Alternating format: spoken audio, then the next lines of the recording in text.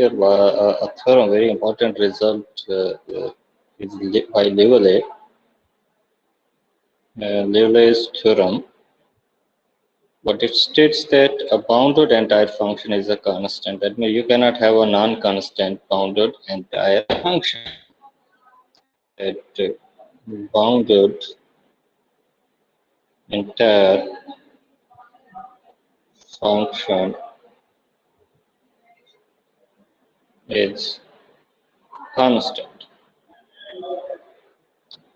Now, today you will see the strength of this theorem.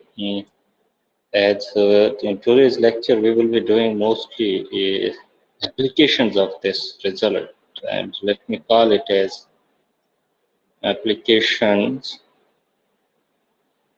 of. It has so many, but I'm just counting on one of the important application. Levelay's theorem. And the first application that we will be applying this Levelay's theorem is a fundamental theorem of algebra. Fundamental theorem of algebra. So the problem that we had in real analysis, let me talk a bit algebra here.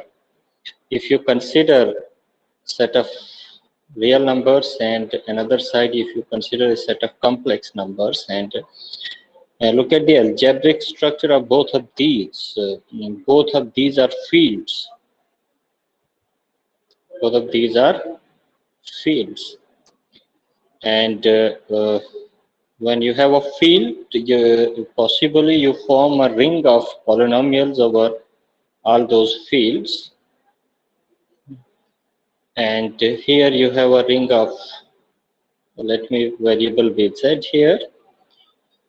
So what is the difference between these two rings?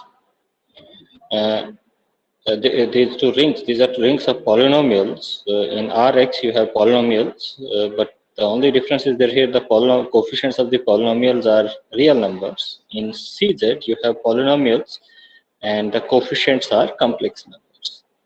But you can also Rx can be embedded in Cz. So with that convention, you can consider this Rx to be is a subfield, a subring of this Cz if the variables are same.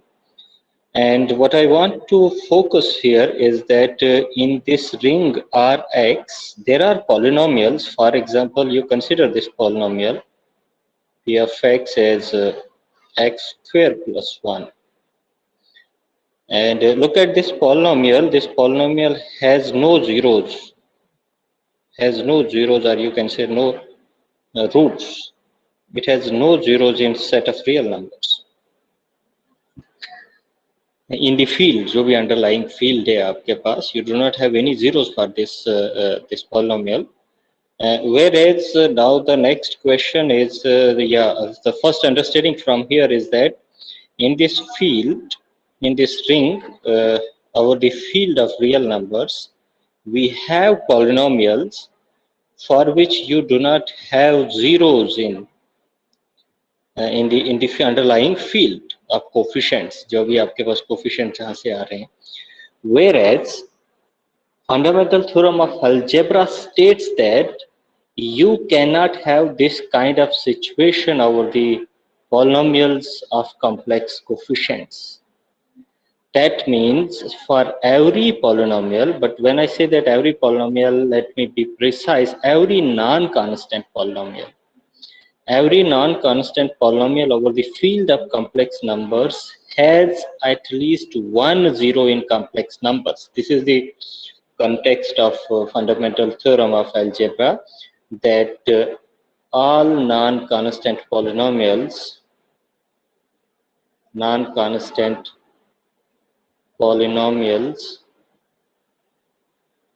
have at least one zero.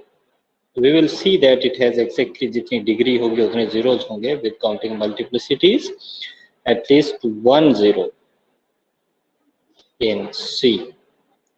This is a difference. This is a, and because of this difference, and in generally in case of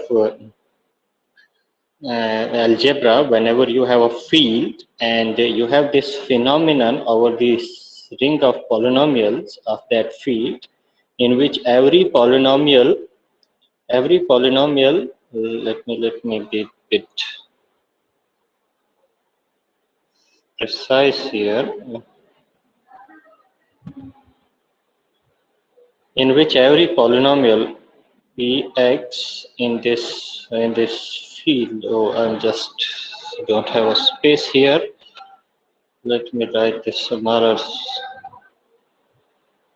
If you have a polynomial p in this f of x, if every polynomial has a zero in f, where f is a field, then such a field is called algebraically closed field.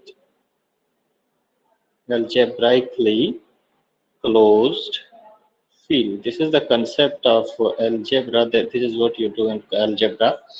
So that means the fundamental theorem of algebra. This is something that we are doing a result from algebra, where we will be proving that this field C is algebraically closed field, but the techniques that we will be using, and the Liouville's theorem, one of them. Indeed, I will give another two proofs of fundamental theorem of algebra. One by using another important property of analytic functions. There is the maximum modulus principle and a Roche theorem. Again, I will use both the results to prove this fundamental theorem of algebra. But today, in all of these techniques, in all of these three proofs, all of these proofs are not algebraic. They do not involve any kind of algebra.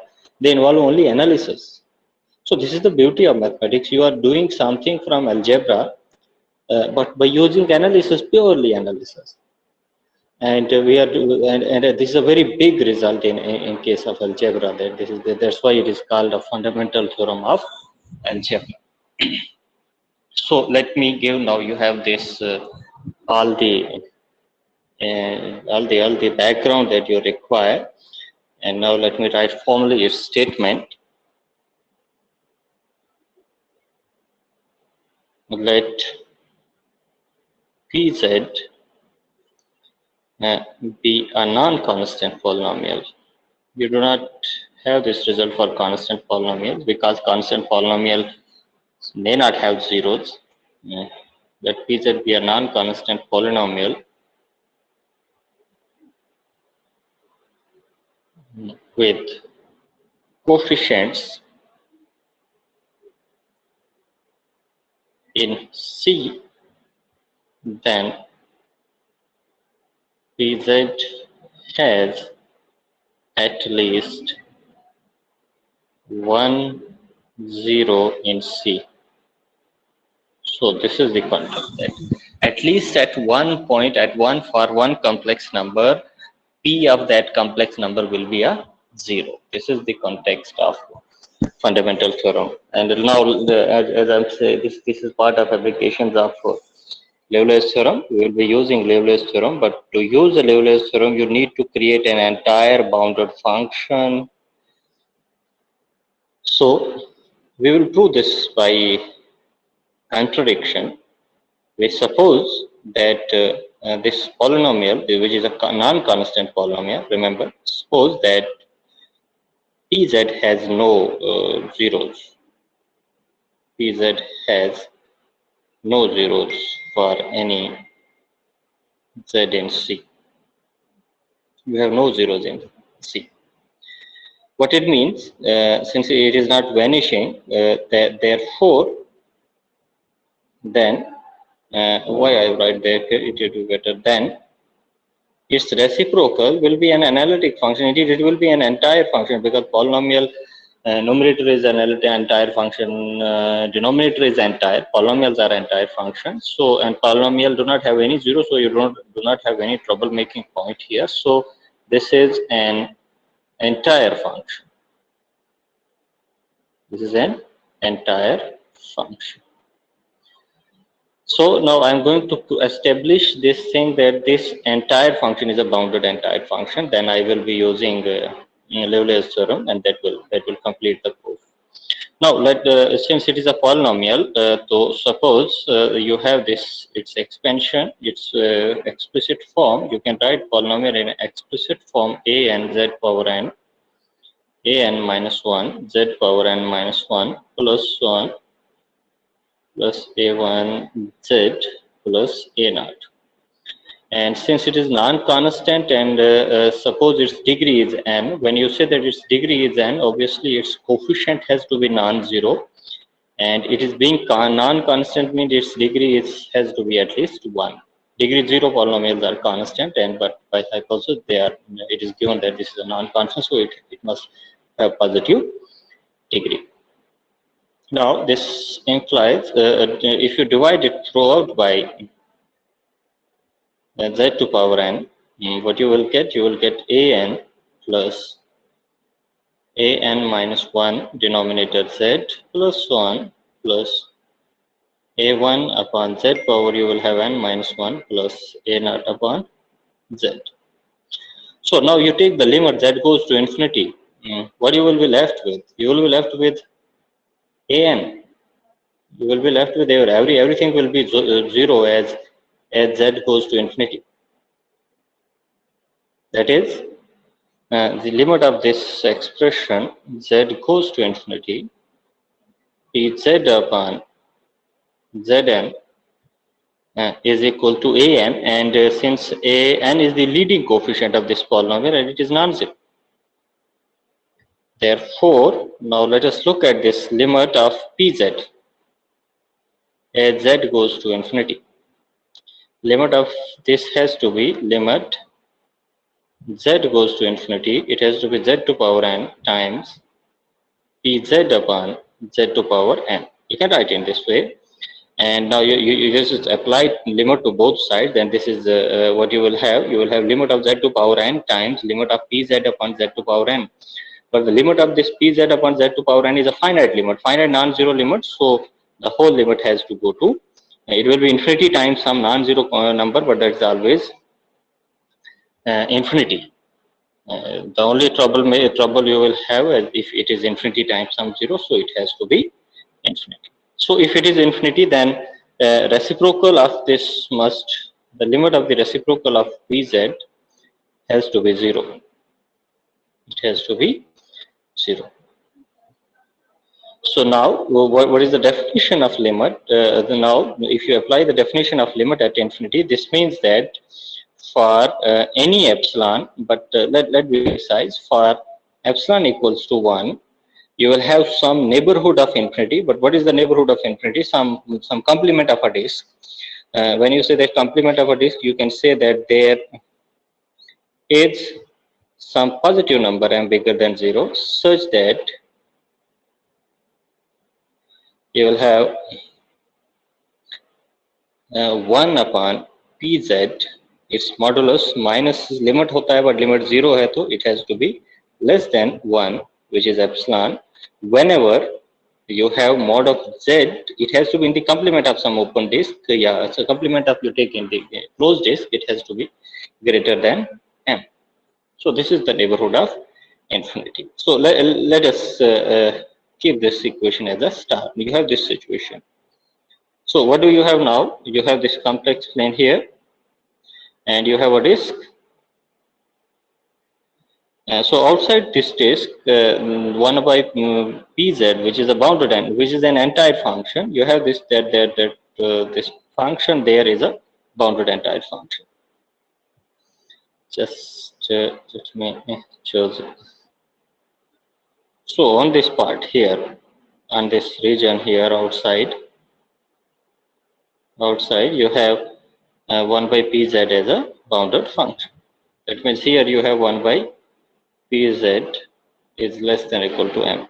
Now let us confirm what should be this function inside this disk, which is a closed disk now, by the way. And it will be bounded there also. Why it will be bounded? Let me tell you. We have to check now. You have Since 1 by f pz is an entire function, so it is a continuous also. This 1 by p is continuous. It is continuous on whole of the complex plane, but in particular it is continuous on this closed disk. Not z naught. It has to be, we are taking disk with center 0 of radius m.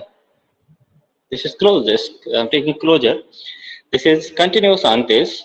And remember that this closed disk, which is now bounded and closed, and by Hein-Borel theorem, this closed disk is compact. And what do we have a relationship of continuity and compactness is that any bounded any function continuous on a compact set is bounded there. So therefore this 1 by pz has to be bounded there. Therefore there exists another bound, something m prime greater than 0, such that 1 upon p of z is less than or equal to m prime for all mod z less than or equal to m. So you have this. You knew that this function is bounded by m outside this disk. Now you know that this function is bounded inside also by another, maybe m and m prime are different. And now to adjust things, what you can do, put m double prime to be maximum of the two, maximum of m comma m prime.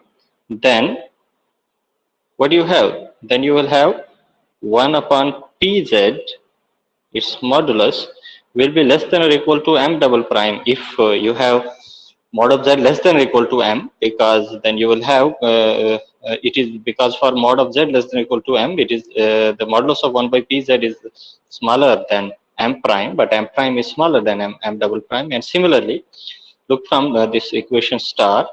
Whenever you have this, no, we did not have, we have this one bound here. No, I do not have to take this maximum. I have to take the maximum of, just a minute, let me correct it. Instead of maximum, I have to take maximum of 1. And I have to take maximum of 1 and m prime. So here you have. Once you have this any point inside this disk here, then it will be less than m prime, but m prime is less than or equal to m double prime, hence 1 by pz is less than or equal to m double prime. The next, when you have a point outside the disk, and outside the disk you have this inequality here, that modulus of this 1 upon pz is less than 1.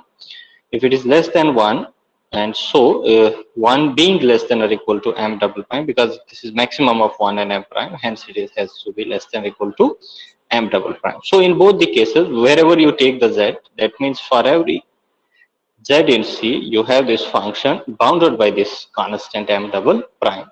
So what you proved? You just proved that this is a bounded entire function. 1 by pz is an entire. Why it is entire? It's because of our assumption. And now it comes out to be bounded as well. And thus, by Leibniz's theorem, it has to be constant. By Leibniz's theorem, 1 by pz is constant. But when 1 by pz is constant, that means pz is constant. That means function pz is constant. But according to the hypothesis of the fundamental theorem that we are calling it, pz has to be non-constant. So this is a contradiction.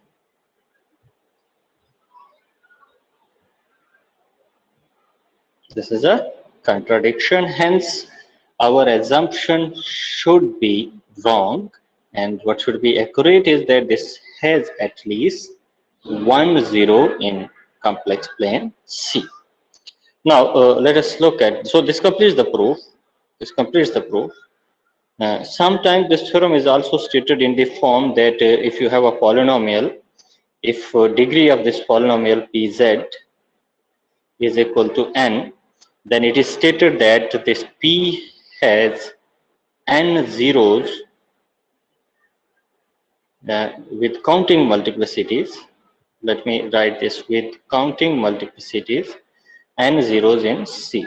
There are things that need some explanation to you, but I'm going to write it as a corollary. I'm going to consider it as a corollary. What it means to be a counting multiplicity, what it means to count a zero with multiplicity is the following thing. Let me look at this thing.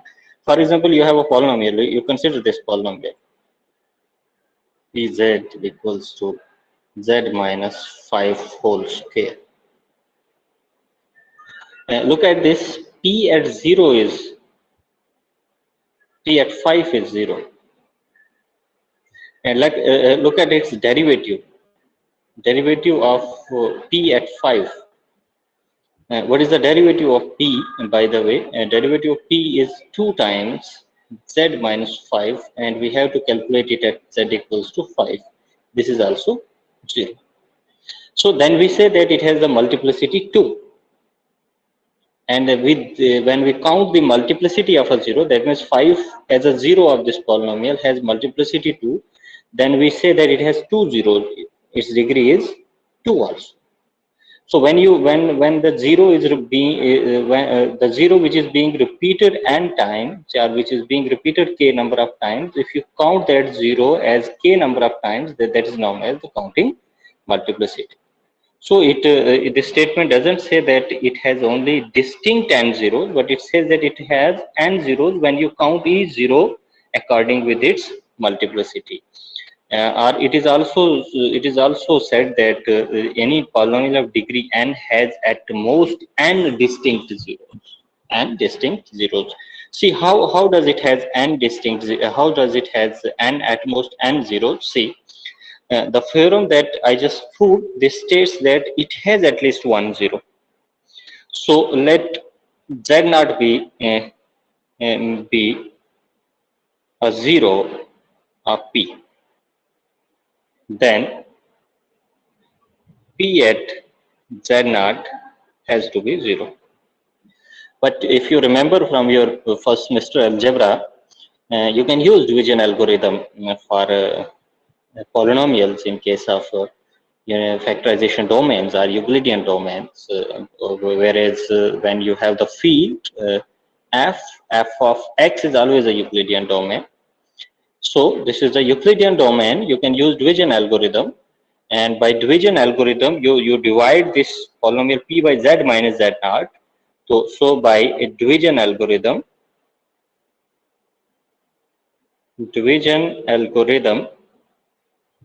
you can write this pz as if you take quotient to be divisor to be z minus z naught, then you will have some quotient q of z, and you will have some remainder r of z.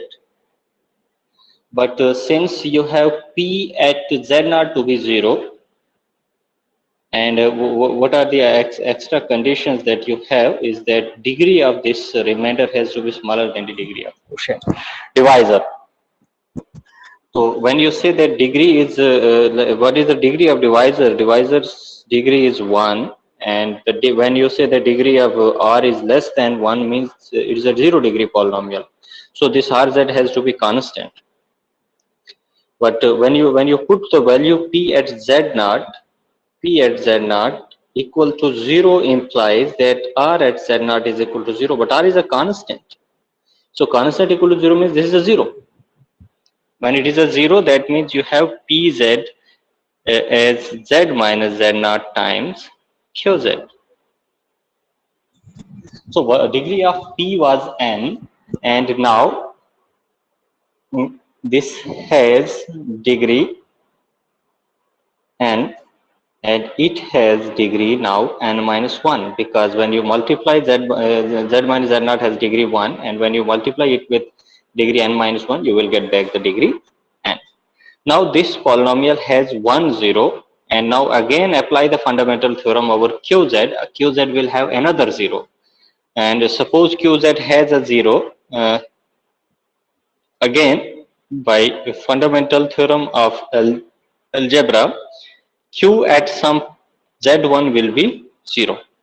If q will be 0, then that means you will be able to write again by division algorithm qz as z minus z1 into time something, let it be something q1z.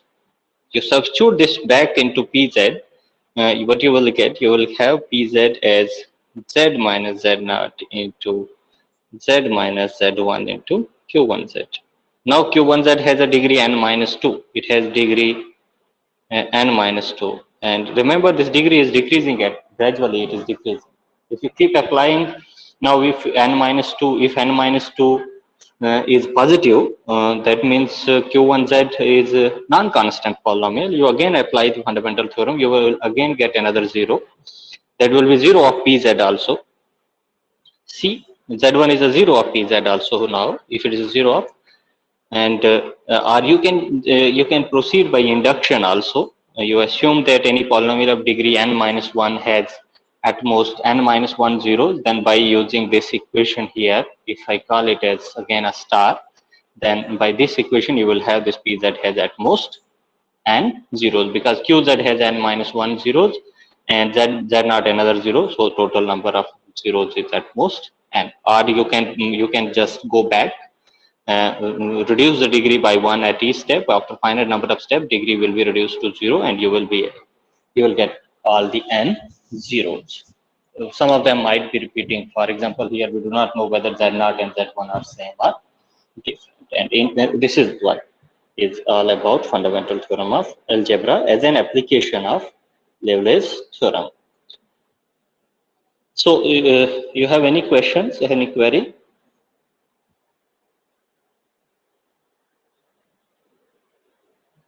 बोलिए.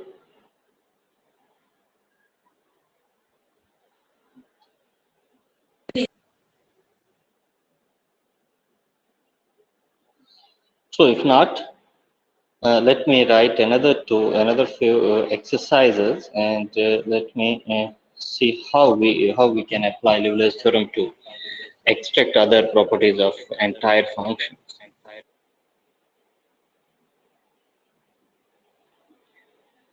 Let me write first exercise. It states that let u be a harmonic function. You remember what are harmonic functions? They are functions who have continuous second order partial derivatives and are solutions of Laplace equation. Let u be a harmonic function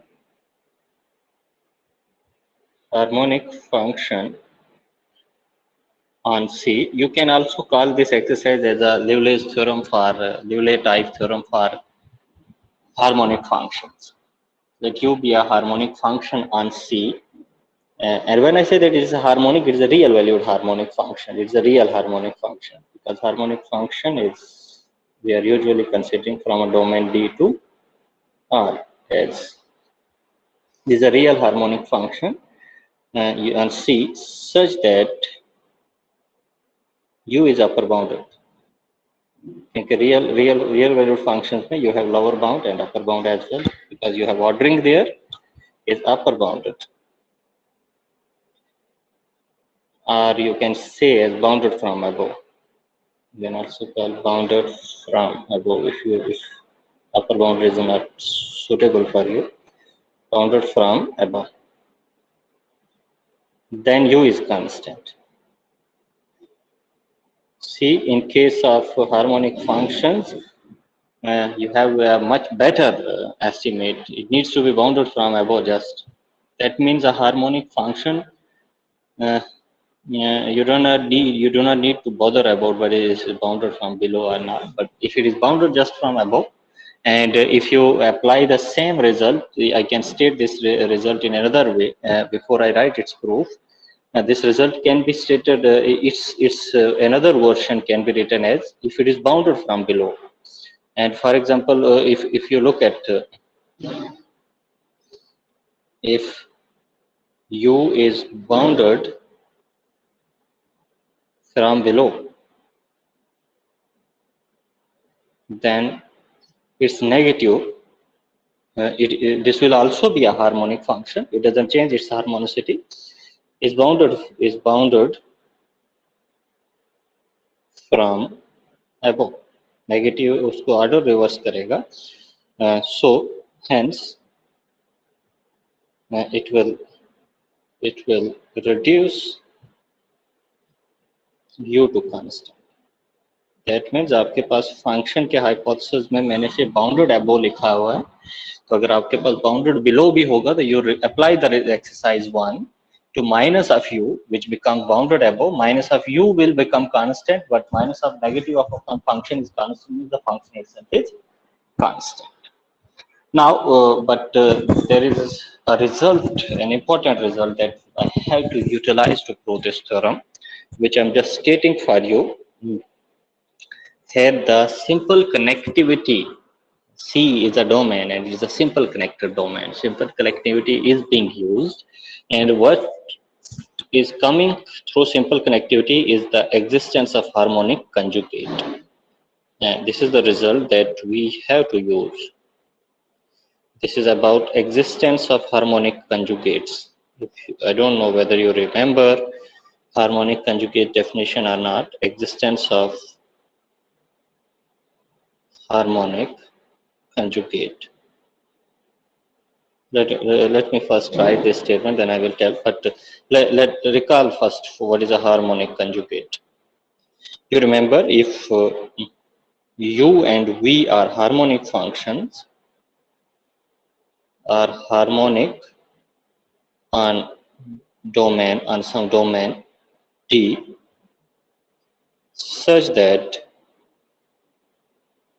u plus iv, I have given, maybe we have used Cauchy-Riemann equations, but that's equivalent to saying that if u plus iv, it is now a complex valued function. If this is analytic on D, then V is said to be harmonic conjugate of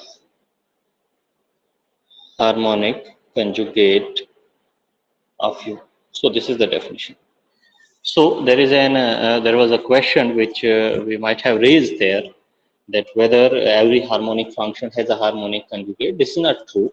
It depends upon the type of the domain that you are considering. Whereas when your domains like convex domains, star-like domains are the more general of these two, is the simply connected domains. Our simply connected domains, the harmonic conjugate always exists. So this is what I am going to state in a very brief here, that harmonic conjugate of U, the U that I am considering in exercise 1, which is harmonic, U on, let me write, harmonic conjugate of a harmonic function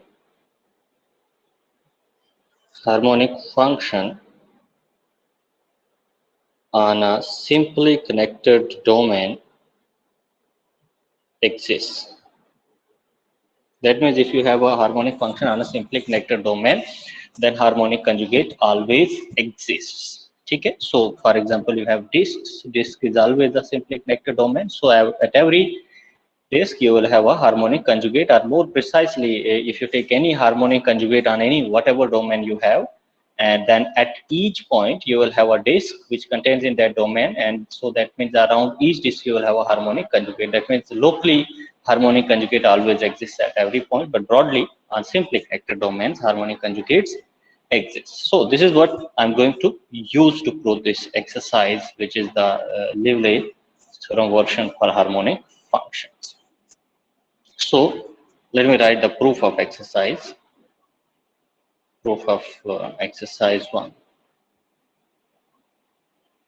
So what you have hypothesis, you have U is a harmonic function and U is bounded above. Let me first set the things. Let m be bigger than 0 such that U of z, it is bounded above, is less than or equal to m for all z in C. And the result of existence of harmonic conjugate can be utilized over C, since C itself is a simply connected domain. So simply I'm going to write this, and V be a harmonic conjugate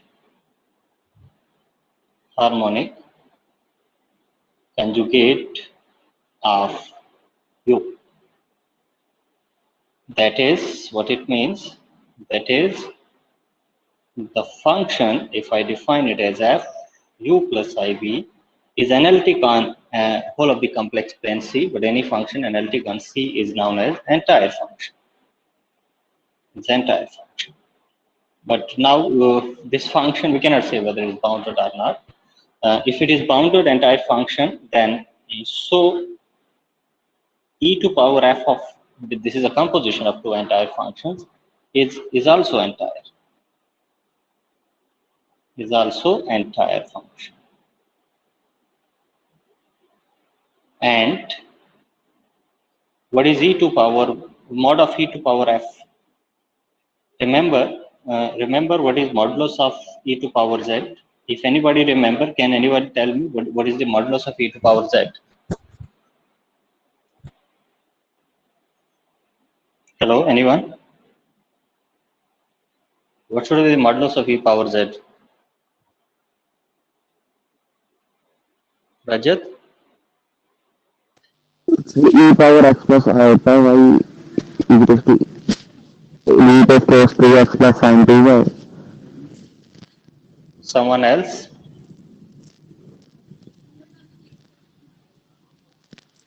It has to be e to power real part of z. This is the modulus of e to power z. So what is the real part of f here? The real part of f is u. So it is e of u.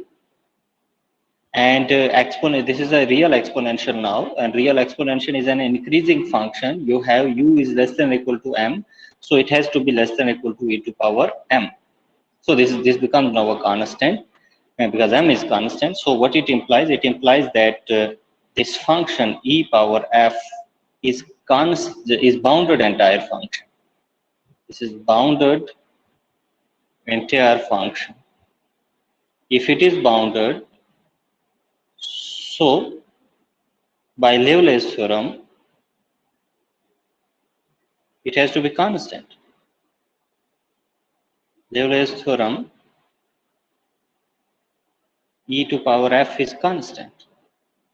But e to power f is constant means you will have f to be constant. You apply the log both sides, you will have f is equal to constant. When you have an analytic function which is constant, so its real and imaginary parts both will be constant, and this will imply that u is constant. This will imply that u is constant.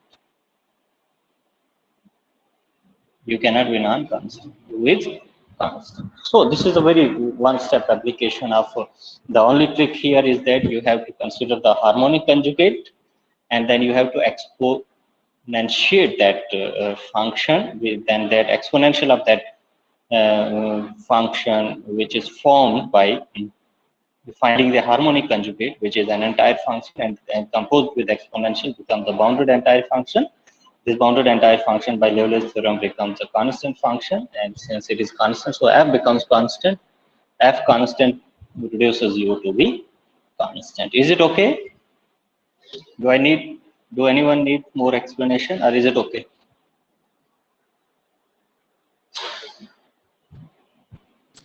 Okay, sir. Let me write another exercise, another important application, which talks about the range of this entire function, non-constant or bounded entire function, not non-constant function. What it says that let f be an entire function,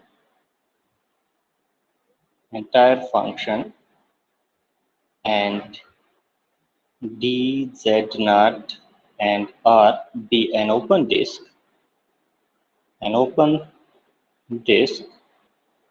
whatever small or large, r पे कुछ भी condition रखो, small or large, such that, let me write this dw naught. Okay, it's ठीक है, चलो dw naught रखता हूँ इस disk को मैं. This is w naught, dw naught, such that f z is not equal to w for any z in C and w minus w naught is less than r.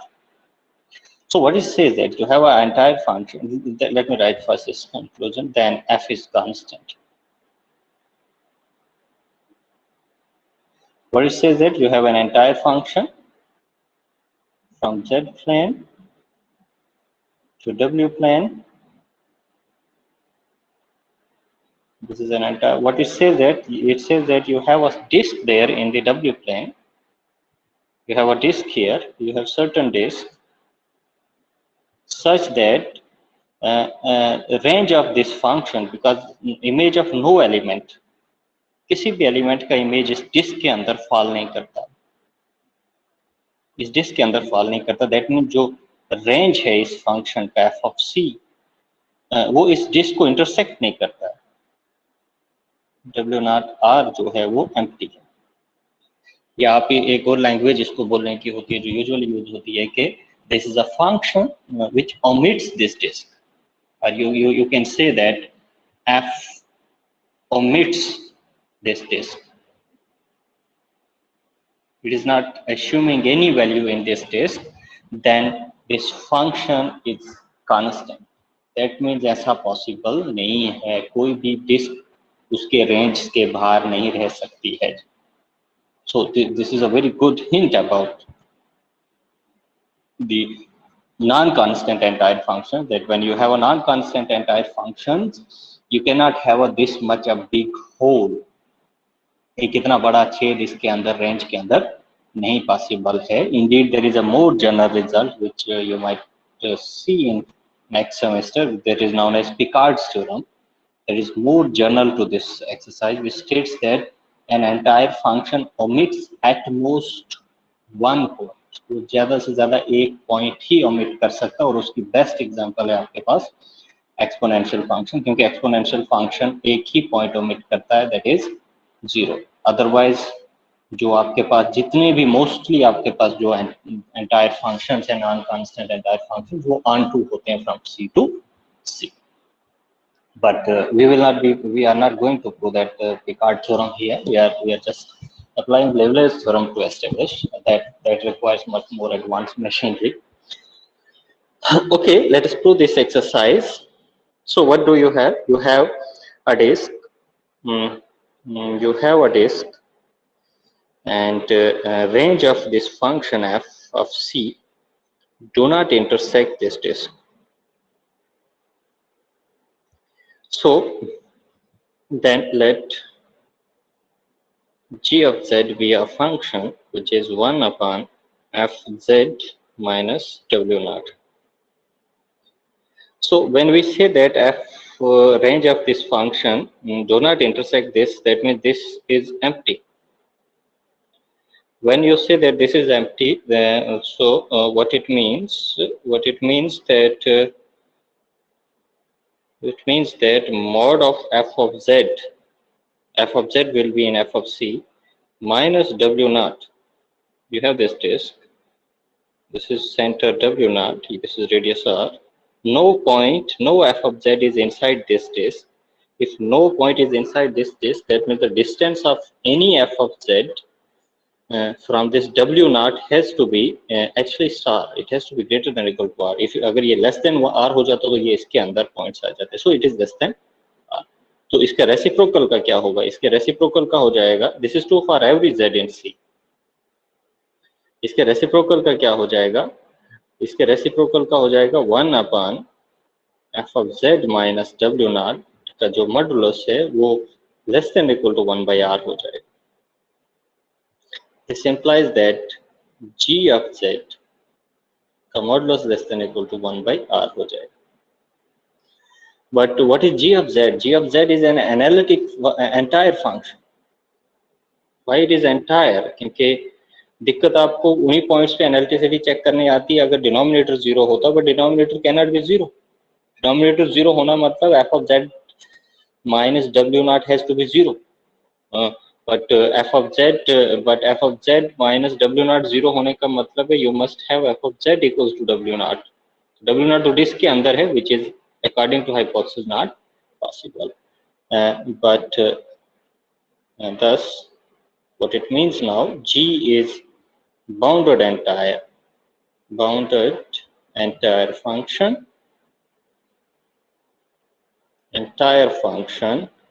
and so by Liouville's theorem I will write only LT. G is constant. Now, G is constant means that is, suppose you have 1 upon f minus w naught is a constant function. This is constant, and note that C cannot be 0.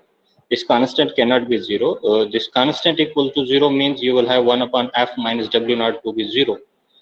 And f minus w naught to be 0 means f minus w naught to be infinity, but this is never possible. So C is not 0. So I can take reciprocal of this f minus w naught will be equal to 1 upon C, and this further implies that f is equal to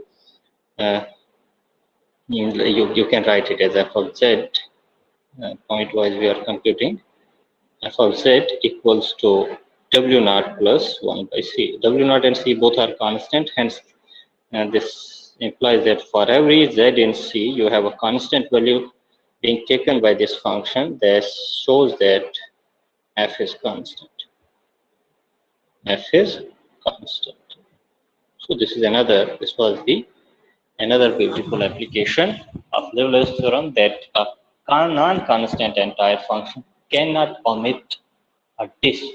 Whatsoever small radius आप उसका ले लो, बिल्कुल भी वो omit नहीं कर सकती. हाँ, एक point वो omit कर सकती है, but points में कितने points वो omit कर सकती, we cannot say that yet, but we will throw in coming next semester that it can omit at most only one point. It cannot omit more than one point. Okay, I stop here. Do you have any questions?